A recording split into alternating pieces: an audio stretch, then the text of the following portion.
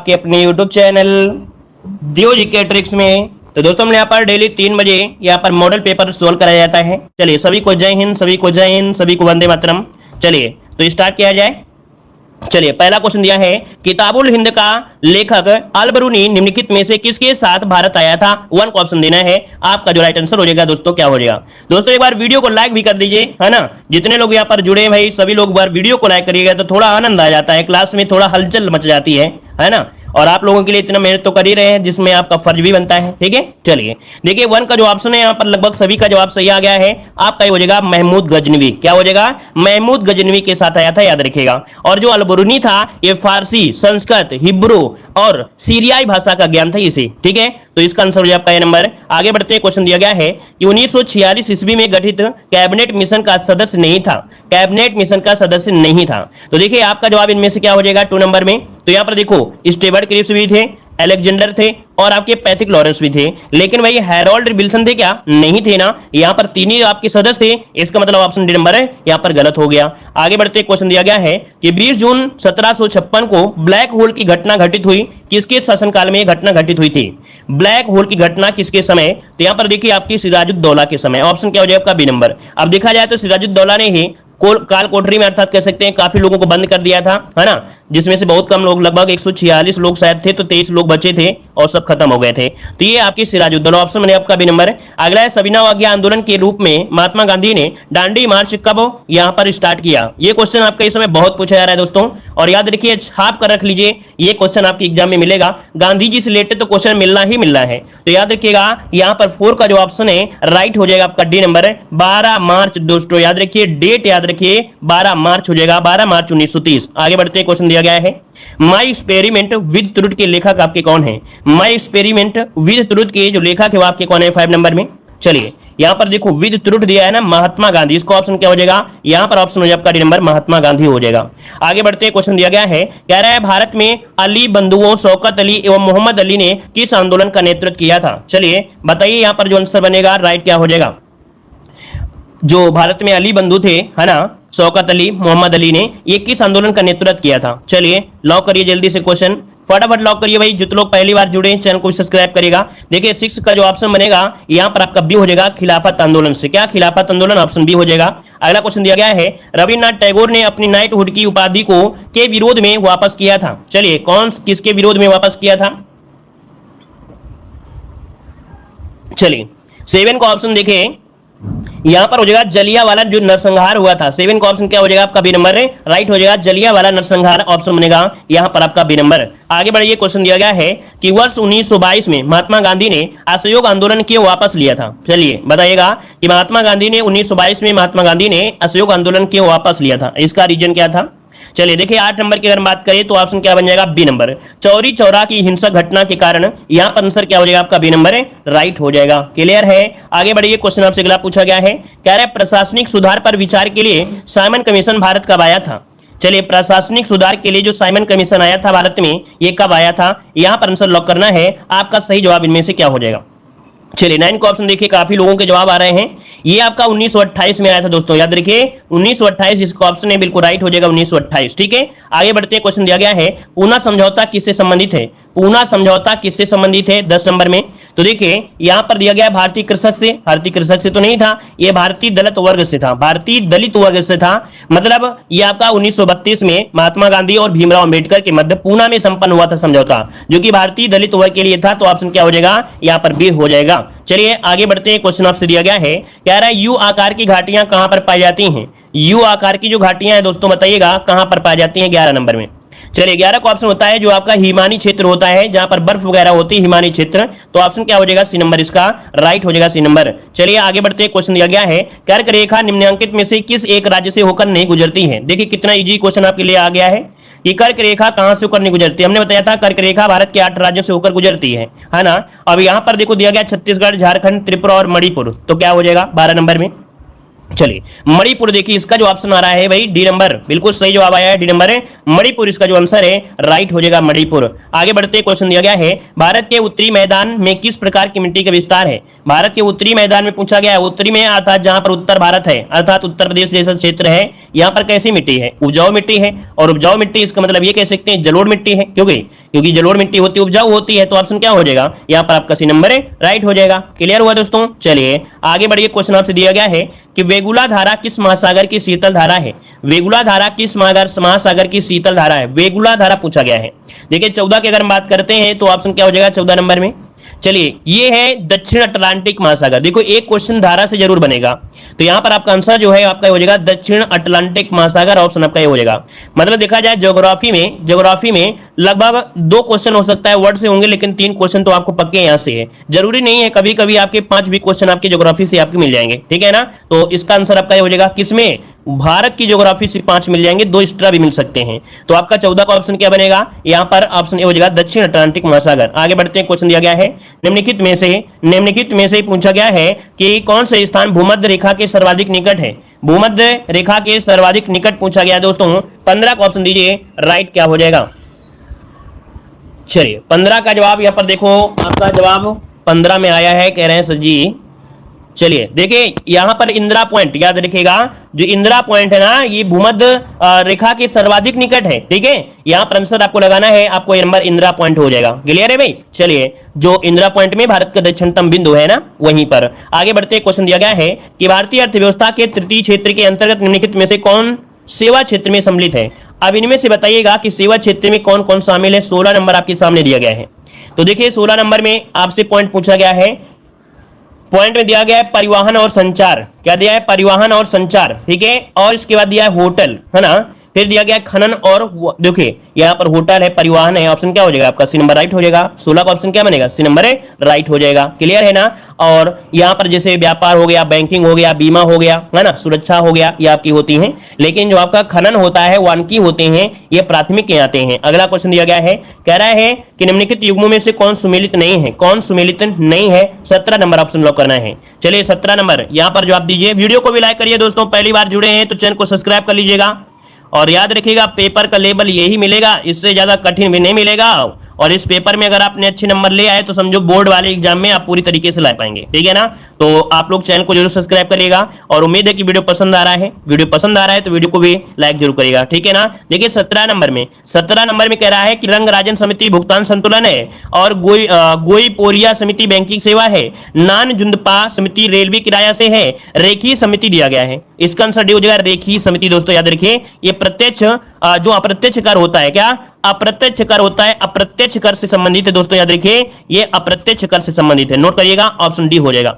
आगे बढ़ते हैं, क्वेश्चन दिया गया है निम्नलिखित में से किसे मानव विकास सूचकांक में शामिल किया जाता है। तो देखिए मानव विकास सूचकांक अर्थात एचडीआई, और एचडीआई में जो शामिल करते हैं दोस्तों याद रखिएगा कि आपके जो प्रति व्यक्ति आय होती है, जीवन प्रत्याशा होती है, वयस्क साक्षरता होती है, 3 चीजें ही होती हैं, जो आपकी 3 चीजें होती हैं, इन्हीं को ऐड किया जाता है दोस्तों, याद रखिएगा, ठीक है ना। चलिए अगला क्वेश्चन बताइएगा कि निम्नलिखित में से किसे आधुनिक अर्थशास्त्र का जनक कहा जाता है। इसे आधुनिक अर्थशास्त्र का जनक कहा गया है दोस्तों, यहां पर 19 का ऑप्शन दीजिए। चलिए एडम स्मिथ, बिल्कुल सही जवाब आ गया है। एडम स्मिथ जो आंसर है बिल्कुल आपका राइट आंसर हो जाएगा। और आगे बढ़ते हैं, क्वेश्चन आपसे दिया गया है, कह रहा है हिंदू समृद्धि दर का संबंध किस समृद्धि दर से है। हिंदू समृद्धि दर का जो संबंध है वो किस दर से है, ये क्वेश्चन पूछा गया है 20 नंबर में। लॉक करिए भाई 20 नंबर में, ये सकल राष्ट्रीय आय से है दोस्तों, क्या ये सकल राष्ट्रीय आय से, इसका जो ऑप्शन है यहाँ पर राइट हो जाएगा, ये नंबर राइट बनेगा। आगे बढ़िए दोस्तों, क्वेश्चन दिया गया है, कह रहा है दिसंबर 1946 को भारतीय संविधान के सम्मुख संविधान की प्रस्तावना का प्रस्ताव किसने रखा था। बहुत लाजवाब क्वेश्चन आपके सामने दिया है, तो चलिए जवाब दीजिए यहां पर क्या हो जाएगा। चलिए यहां पर देखो दिया गया है कि दिसंबर 1946 को संविधान सभा के सम्मुख संविधान की प्रस्तावना का प्रस्ताव किसने रखा। 21 नंबर का ऑप्शन क्या हो जाएगा, 21 नंबर का ऑप्शन बी हो जाएगा, जवाहरलाल नेहरू। किसने किया था दोस्तों, जवाहरलाल नेहरू, जिसका ऑप्शन आ रहा है बिल्कुल राइट आंसर है। लाजवाब आप लोगों को जवाब आ रहे हैं, बेहतरीन तैयारी है, गजब की तैयारी है, ठीक है। अच्छा ये बता दीजिए कि कब रखा था। तो 13 दिसंबर को दोस्तों याद रखिए 13 दिसंबर 1916 को ये संविधान सभा में ये कह सकते हैं प्रस्ताव को रखा था। ठीक है, आगे बताइए क्वेश्चन दिया गया है, कह रहा है अटॉर्नी जनरल भारत सरकार को कानूनी सलाह प्रदान करता है, जबकि राज्य सरकार को कौन परामर्श देता है।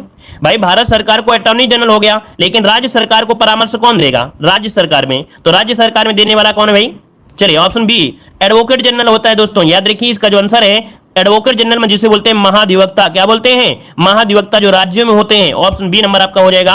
अगला संविधान सभा का संवैधानिक सलाहकार में से कौन था, संवैधानिक सलाहकार क्वेश्चन पूछा गया, 23 नंबर लॉक करिएगा। चलिए संवैधानिक सलाहकार थे वी.एन. राव। चलिए वी.एन. राव बिल्कुल सही है, बी.एन. राव ही थे। ऑप्शन आपका बनेगा सी नंबर राइट हो जाएगा। क्लियर है, इन्होंने लगभग देखा जाए 60 देशों का दोस्तों याद रखिए इन्होंने लगभग 60 देशों में संविधान का अध्ययन किया था, है ना, और प्रमुख देशों के संविधान में कुछ अवयवों को एक भारतीय संविधान में शामिल करने का सुझाव भी दिया था। तो ऑप्शन हो जाएगा आपका सी नंबर। आगे बढ़ते हैं, क्वेश्चन दिया गया है अनुच्छेद 108। चलिए बिल्कुल इजी क्वेश्चन दिया गया है 108, हमने कई बार आपको पढ़ाया है कि जो अनुच्छेद 108 इसका संबंध क्या है। तो यहाँ पर आंसर क्या हो जाएगा, तो 24 को ऑप्शन दीजिए। चलिए 24 नंबर चलिए बिल्कुल सही है। देखिए लोकसभा कह रहा है कि अनुच्छेद 108 के तहत राष्ट्रपति द्वारा लोकसभा राज्यसभा की संयुक्त बैठक को आहूत करता है, लेकिन उसकी पूछा अध्यक्षता कौन करता है, तो लोकसभा अध्यक्ष करता है। ठीक है, बुलाने का काम जो होता है राष्ट्रपति का होता है, स्थगित करने का भी काम होता है राष्ट्रपति का, लेकिन अध्यक्षता का जो कार्य है वो आपके लोकसभा अध्यक्ष होता है। ऑप्शन सी आपका बिल्कुल सही है। आगे बढ़िए, क्वेश्चन दिया गया है कि 2 अक्टूबर 1959 को सर्वप्रथम पंचायती राज का शुभारंभ कहां पर किया गया था। 25 को ऑप्शन देना है, आपका राइट आंसर में से क्या हो जाएगा 25 नंबर में। चलिए ये किया गया था आपके राजस्थान के नागौर, जो कि ऑप्शन क्या हो जाएगा बी नंबर राइट हो जाएगा। और इसके बाद कहां पर लागू किया गया था, राजस्थान के बाद फिर तुरंत कहां पर लागू किया गया था, आंध्र प्रदेश में। बिल्कुल सही है, आंध्र प्रदेश में। ठीक है ना, राजस्थान के बाद आंध्र प्रदेश में। आगे बढ़िए, क्वेश्चन दिया गया है कि प्राणी जगत के वर्गीकरण निम्नलिखित में से कौन सा संघ नहीं है। मतलब प्राणी जगत में जो आपका इनको अलग अलग बांटा गया है, कौन सा संघ है कौन सा संघ नहीं है। तो यहाँ पर बताइए कौन सा संघ आपका नहीं है 26 नंबर में। तो 26 की यहाँ पर आंसर बात करें, देखो मोलस्का होता है, रज्जुकी होता है, एनेलिडा होता है, लेकिन प्रगुही नहीं होता दोस्तों, प्रगुही नहीं होता इसके संग में, आपका याद रखिएगा। ठीक है ना। और यहां पर आगे बढ़ते क्वेश्चन दिया गया है कि स्वतंत्र रूप से गिर रही एक वस्तु की गति का उदाहरण क्या है। अगर वो स्वतंत्र रूप से गिर रही है तो एक वस्तु की जो गति है वो कैसी होगी, बताइए 27 नंबर में। तो आप कहेंगे एक समान त्वरित, क्या एक समान त्वरित, इसका ऑप्शन क्या हो जाएगा ए नंबर। उसका जो त्वरण होगा वो आपका सेम होगा, अर्थात समान होगा। क्लियर है। आगे बढ़िए दोस्तों, क्वेश्चन दिया है कि उत्तल और अवतल दर्पण किसके उदाहरण है। चलिए जवाब दीजिए, आंसर क्या हो जाएगा। चलिए दोस्तों वीडियो को भी लाइक करिएगा, जो लोग अभी जुड़े हुए हैं बाद में जुड़े हैं, है ना, सभी लोग वीडियो को लाइक जरूर करिएगा और चैनल को जरूर सब्सक्राइब करिएगा। ठीक है, मॉडल पेपर की संख्या असीमित है, आपको हमारे चैनल पर डेली मॉडल पेपर कराए जाते हैं और एक नहीं 3 मॉडल पेपर होते हैं। ऐसा कोई प्रकाशन नहीं होगा जो आपको हमारे चैनल पर ना मिले। याद रखिए प्लेलिस्ट में आप लोग सभी मॉडल पेपर देख सकते हैं। देखो उत्तल और अवतल दर्पण दिया गया है, तो आप बताइए क्या हो जाएगा यहाँ पर 28 नंबर में। तो ये जो होते हैं दोस्तों याद रखिए इन्हें बोलते हैं गोली दर्पण बोलते हैं, क्या गोली दर्पण बोलते हैं। ठीक है, ऑप्शन क्या हो जाएगा बी नंबर हो जाएगा। अगला है कि दाब के एसआई मात्रा को क्या कहते हैं, दाब के एसआई मात्रा को क्या कहते हैं 29 नंबर में, इसे कहते हैं पास्कल। क्या कहते हैं, पास्कल। बिल्कुल सही जवाब है, पास्कल हो जाएगा। अगला क्वेश्चन दिया गया है निम्नलिखित में से क्या सबसे अधिक संपीड्य है। संपीड्य पूछा गया 30 नंबर में। तो संपीड्य यहाँ पर देखो जो गैस होती है ना, गैस ही सबसे ज्यादा संपीड्य होती है। ऑप्शन बनेगा आपका सी नंबर। आगे बढ़िए, क्वेश्चन दिया गया है यहाँ पर देखिए आपका हिंदी आ गया है बिल्कुल फेवरेट। लाला अन्य लिंग रूप बताइए। लाला का लिंग रूप अगर आप बदलेंगे तो आपका क्या हो जाएगा।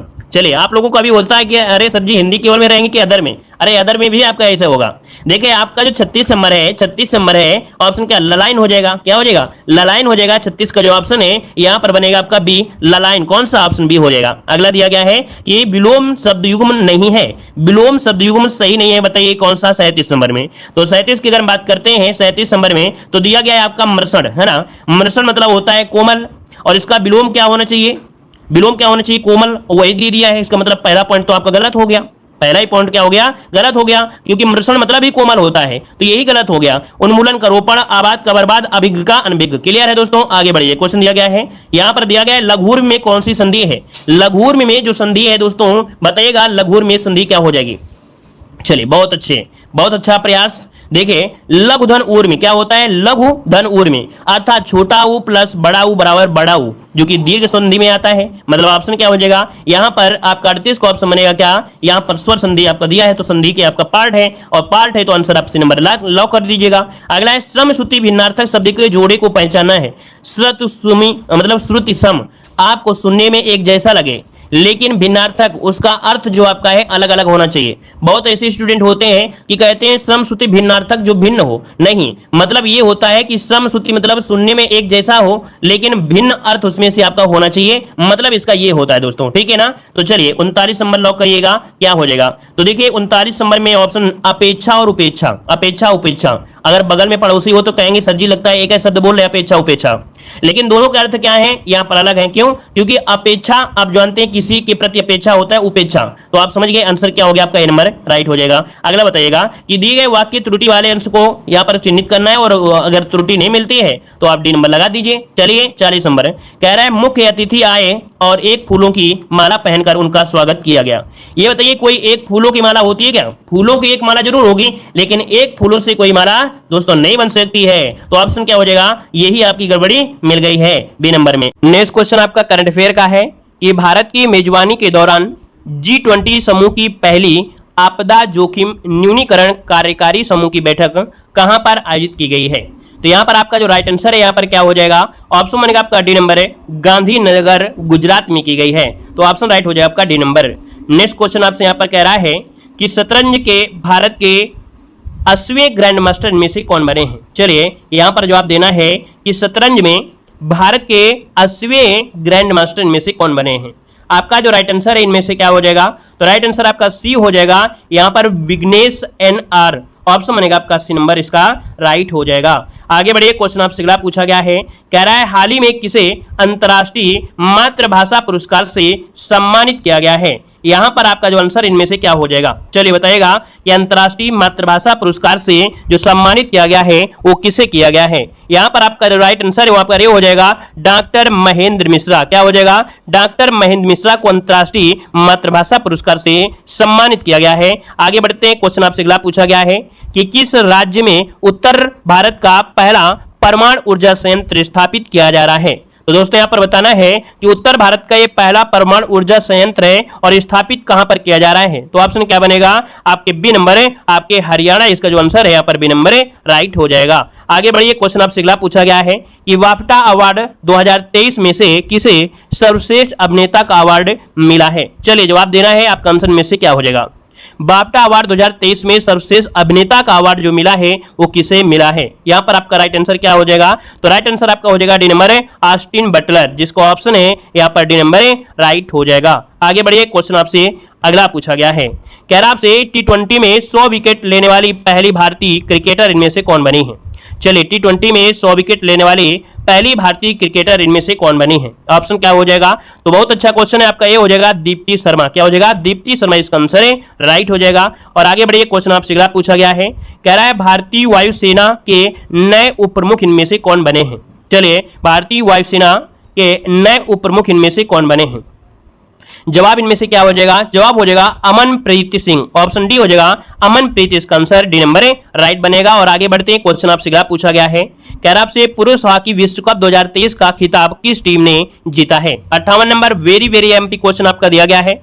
विश्व कप 2023 जो किताब है पुरुष हॉकी विश्व कप 2023 का, तो ये खिताब जो जीता है किस टीम ने जीता है। 58 को ऑप्शन देना है और आपका जो राइट आंसर इनमें से क्या हो जाएगा, तो आपकी जर्मनी ने जीता है। किसने जीता है, जर्मनी, इसका जो आंसर है यहाँ पर राइट हो जाएगा। आगे बढ़िए क्वेश्चन आपसे अगला पूछा गया है कि ऑस्ट्रेलिया ओपन 2023 में पुरुष एकल का खिताब किसने जीता है। चलिए यहाँ पर जवाब देना है कि ऑस्ट्रेलिया ओपन 2023 में पुरुष एकल का खिताब जो जीता है वो किसने जीता है।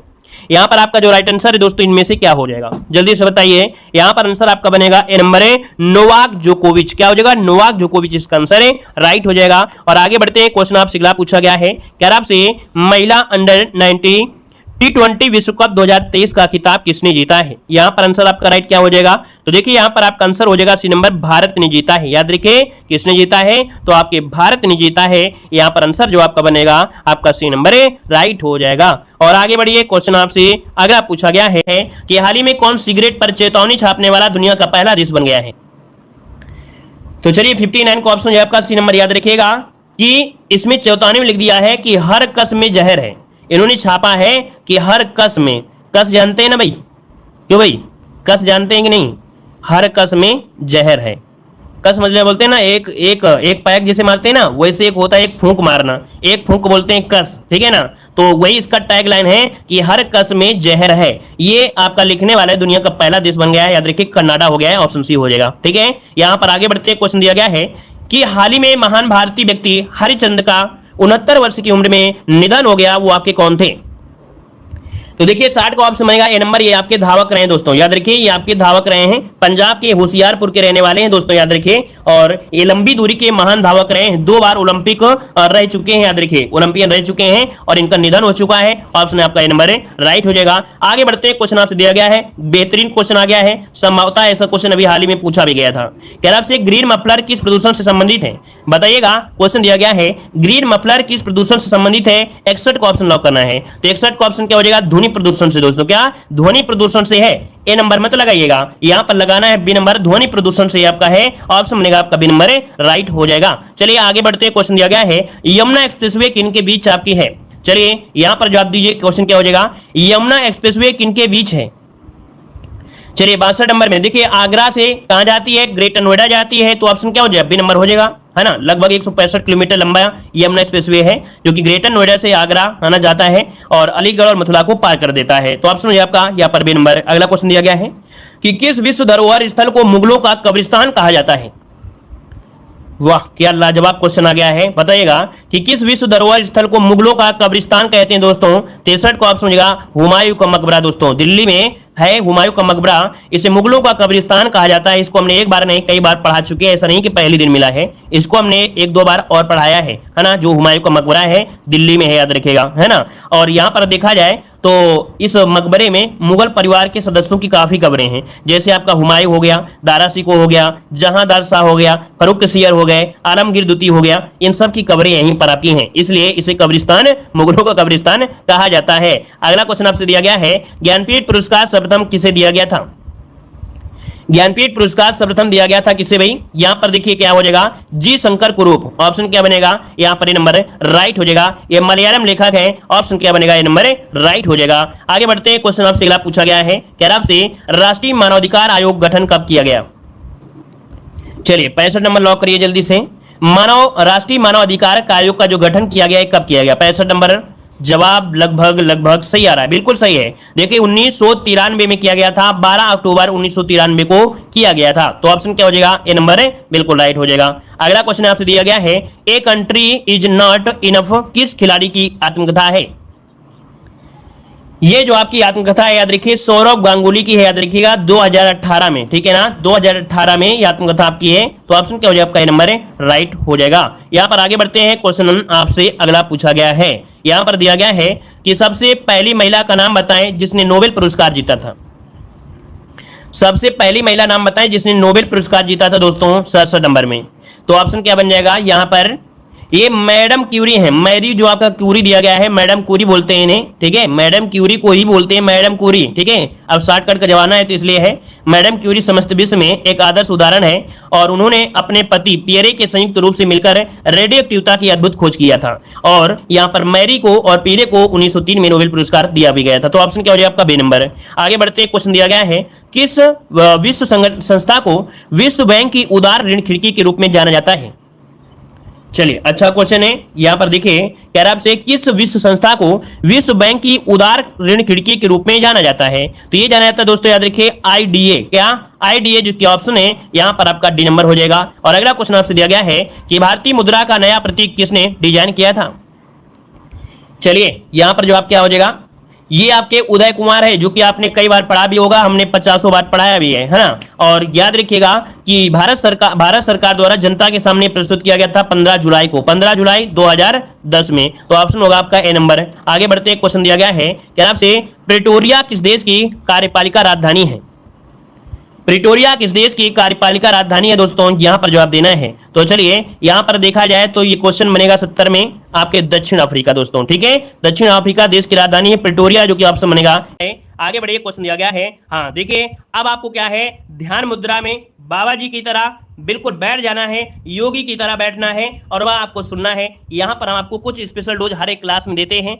स्पेशल तरीके से हम आपको डेली मॉडल पेपर में कुछ न कुछ ऐड कर देते हैं, जिससे आपको बार बार वो चीज दिखाई पड़ जाए और आप स्पेशल भी पढ़िए और यहाँ भी पढ़िए। देखो दिया गया है क्या, कह रहा है भैया प्रमुख खेल और खिलाड़ियों की संख्या। यहाँ पर कह रहा है बेसबॉल। दोस्तों याद रखिए, जो बेसबॉल होता है ना, ये अमेरिका का खेल है। क्या अमेरिका का है? और दोस्तों इसमें खिलाड़ियों की संख्या होती है 9। कितनी होती है? 9 होती है। आपने देखा होगा कि बेसबॉल खेलने का जो मैदान होता है उसे बोलते हैं डायमंड। क्या बोलते हैं? डायमंड बोलते हैं। और डायमंड में दोस्तों सबसे ज्यादा बेस होते हैं। क्या? डायमंड में सबसे ज्यादा बेस होते हैं। तो याद रखिएगा कि 9 खिलाड़ी होते हैं। बेसबॉल अमेरिका का ये खेल है, याद रखिएगा। रग्बी फुटबॉल एक ऐसा खेल है जो सबसे ज्यादा प्लेयर होते हैं। रग्बी फुटबॉल में 15 होते हैं। दोस्तों याद रखिए, रग्बी फुटबॉल में सबसे ज्यादा प्लेयर होते हैं। क्वेश्चन ये पूछे कि कौन सा ऐसा खेल है जिसमें सबसे ज्यादा प्लेयर होते हैं, तो ये आपका रग्बी फुटबॉल होता है, जिसमें 15 होते हैं। अगला देखो दिया गया है, यहां पर पोलो दिया गया है। और दोस्तों पोलो में कितने होते हैं? 4 होते हैं। कैसे रटेंगे? हमने यहां पर लिख दिया, यहां पर 4 बना दिया। और अगर इसी को हमने ऐसे कर दिया तो देखो पोलो बन गया कि नहीं बन गया? हमने यहां पर स्टार्टिंग में बनाया था क्या, ये 4 बनाया था। तो ऐसे याद रहेगा कि पोलो में जो खिलाड़ी होते हैं वो आपके 4 होते हैं। क्लियर है ना?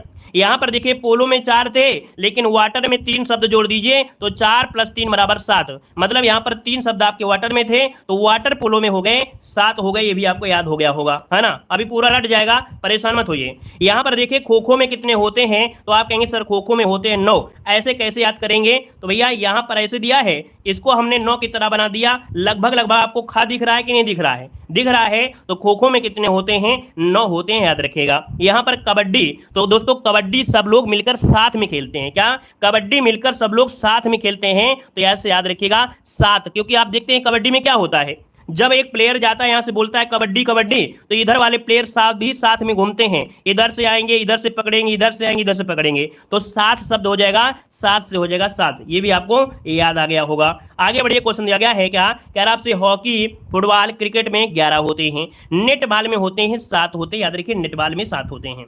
वॉलीबॉल में दोस्तों याद रखिए 6 होते हैं, लेकिन बास्केटबॉल में कितने होते हैं? 5 में होते हैं। ये क्वेश्चन कंफ्यूज करेगा। याद रखिएगा यहां पर बास्केट, देखो वॉलीबॉल में कितने हैं? 6 हैं, लेकिन बास्केटबॉल में कितने हैं? 5 हैं। एक दूसरे में आपको याद रख लेना है।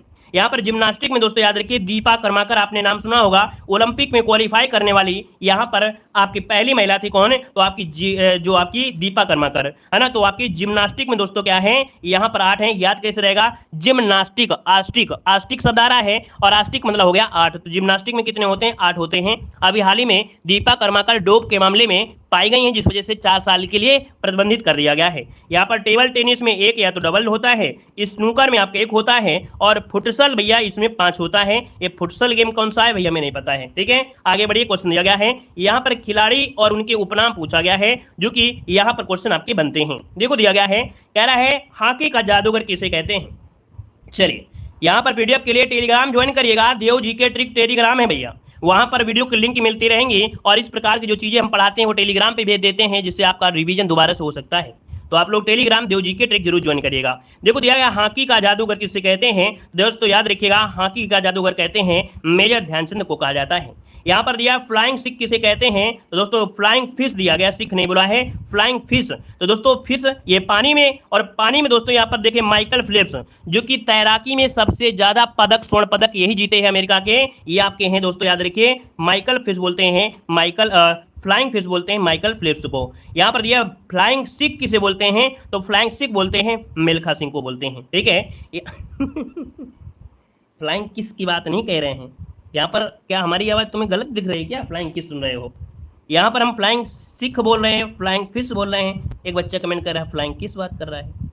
देखो यहाँ पर बताइए, ध्यान दीजिए, इसमें प्यार के चक्कर में पढ़ोगे ना, इसके चक्कर में तो फिर पीटी रह जाएगा, उड़ जाएगा। देखो पीटी आ भी गया, कह रहा है उड़न पड़ी या गोल्डन पर्ल। दोस्तों याद रखिए उड़न पड़ी या गोल्डन पर्ल के नाम से पीटी उषा को जानते हैं दोस्तों, पीटी उषा हो जाएगा।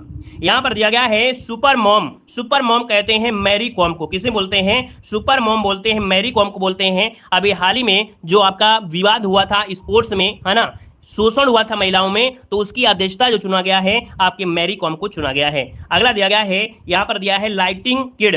लाइटिंग किड के नाम से विश्वनाथ आनंद को जाना जाता है। इंडियन एक्सप्रेस, दोस्तों इंडियन एक्सप्रेस के नाम से किसे जानते हैं, तो दोस्तों आपके लिएंडर पेस और आपके भूपति को जाना जाता है। लिटिल मास्टर किसे कहते हैं, लिटिल मास्टर कहते हैं सुनील गावस्कर को। किसे, सुनील गावस्कर को कहते हैं। और लिटिल ब्लास्टर किसी को, मास्टर ब्लास्टर, तो दोस्तों याद रखिए मास्टर ब्लास्टर बोलते हैं विवियन रिचर्ड और आपके सचिन तेंदुलकर को। तो मास्टर ब्लास्टर सचिन तेंदुलकर, ये तो आप लोग जानते होंगे। यहां पर दिया है 360 डिग्री, तो दोस्तों ये देखिए 360 डिग्री दोस्तों एबी डिविलियर्स को कहते हैं। अभी हाल ही में जो आप इंडिया का मैच देखते होंगे उसमें सूर्य कुमार को आपने सुना होगा, है ना, सूर्य कुमार, जो कि उसको भी लोग बोलने लगे हैं 360, क्योंकि वो जो चौके छक्के की बरसात करते हैं तो वो भी क्या होते हैं, हर दिशा में मारते हैं, इसलिए इसे 360 डिग्री बोल देते हैं। ठीक है ना, तो यहां पर आपका हो गया। अगला क्वेश्चन दिया है चर्ची, तो दोस्तों चर्ची जो कहते हैं वो आपके एडम गिलक्रिस्ट को बोलते हैं। यहां पर दिया है जंबो, और जंबो किसे कहते हैं, तो दोस्तों यहां पर जंबो कौन है भाई, जंबो जो दिए हैं वो आपके अनिल कुंबले को कहते हैं। याद रखिए जंबो जो कहते हैं, जंबो जो कहते हैं वो आपके अनिल कुंबले को कहा जाता है। सुपर कैट किसे कहते हैं, सुपर कैट कहते हैं क्लाइव लायड को कहते हैं। रावलपिंडी एक्सप्रेस जो पूछा जाता था पहले, यहाँ पर देखिए रावलपिंडी एक्सप्रेस आपके शोएब अख्तर को कहते हैं। यहाँ पर बंगाल टाइगर या दादा के नाम से किसे जानते हैं, बंगाल टाइगर या दादा कहते हैं सौरव गांगुली को। याद रखिए दादा बोले होंगे, ये तो बंगाल टाइगर नहीं सुने होंगे लेकिन ये सुने होंगे दादा, ये आपके सौरव गांगुली कहते हैं। यहां पर देखो द वाल, तो दोस्तों यहां पर देख सकते हैं कि आपके दोस्तों जेमी या दवाल या मिस्टर रियाबल, तो दोस्तों दवाल शब्द आपने जरूर सुना होगा। याद रखिए राहुल द्रविड़, खड़े हो जाते हैं पिच में तो भी दीवार की तरह आउट नहीं होते, यहां पर आपके राहुल द्रविड़। अगला दिया गया है टर्मिनेटर, तो दोस्तों टर्मिनेटर जो आपके हैं हरभजन सिंह हो जाएंगे। और दोस्तों दिया गया है घोर पिंडो, क्या है घोर पिंडो, ये इयान पोर्तो कहते हैं। ब्लैक पर्ल बोलते हैं पेल को। और कैप्टन कूल किसे कहते हैं, दोस्तों कैप्टन कूल कहते हैं महेंद्र सिंह धोनी, जो कि देखा जाए कि आईपीएल में इस बार को यहां पर फाइनल पहुंची और जीत भी हासिल की। यहां पर चिली कहते हैं राज्यवर्धन सिंह राठौर को। CR7 ये क्रिस्टियानो रोनाल्डो को कहते हैं जो कि फुटबॉल के प्लेयर हैं। यहां पर दिया गया है पॉकेट डायनमे, ये लिएंडर पेस को कहते हैं। लाइनिंग किड कहते हैं विश्वनाथ आनंद को कहते हैं। दोस्तों ढींग एक्सप्रेस कहते हैं आपके हिमा दास को। रन मशीन या चीकू, दोस्तों रन मशीन या चीकू कहते हैं विराट कोहली कहते हैं। और डांसिंग अंपायर, ये डांसिंग अंपायर क्वेश्चन पूछा गया था, याद होगा, डांसिंग अंपायर कहते हैं विली बाउडन को बोलते हैं। यहां पर हरियाणा केन कहते हैं आपके कपिल देव को कहते हैं, हरियाणा केन कपिल देव को। डेनिस द मेनोस ये आंद्रे अगासी कहते हैं। द सिक्किमी स्पाइनर ये वांगचुक भूटिया को कहते हैं। और द आयरन लेडी, दोस्तों याद रखिए the iron lady Karnam Malleswari हैं। और दोस्तों याद रखिए आयरन लेडी, देखिए द आयरन लेडी दोनों अलग हैं। आयरन लेडी हो जाता तो वो मणिपुर की आपकी थी, कौन सा, ओरोम सिरमिला थी, ओरोम सिरमिला है जो कि आपकी मणिपुर की। द आयरन लेडी आपकी कर्णम मल्लेश्वरी हैं। पिलकर सिंह आपके संदीप हैं। हिटमैन, दोस्तों रोहित शर्मा को हिटमैन के नाम से जानते हैं। मुल्तान का सुल्तान दोस्तों वीरेंद्र सहवाग को कहते हैं। गब्बर कहते हैं शिखर धवन को दोस्तों, ठीक है ना। और अगला दिया गया है आपका मार्टिना हिंग या आपके कैन नॉट मिस स्विस। इस प्रकार से कंप्लीट हुई ये क्लास दोस्तों। मॉडल पेपर मजा आया है, अच्छा लगा है तो वीडियो लाइक करिए, चैनल को सब्सक्राइब करिए।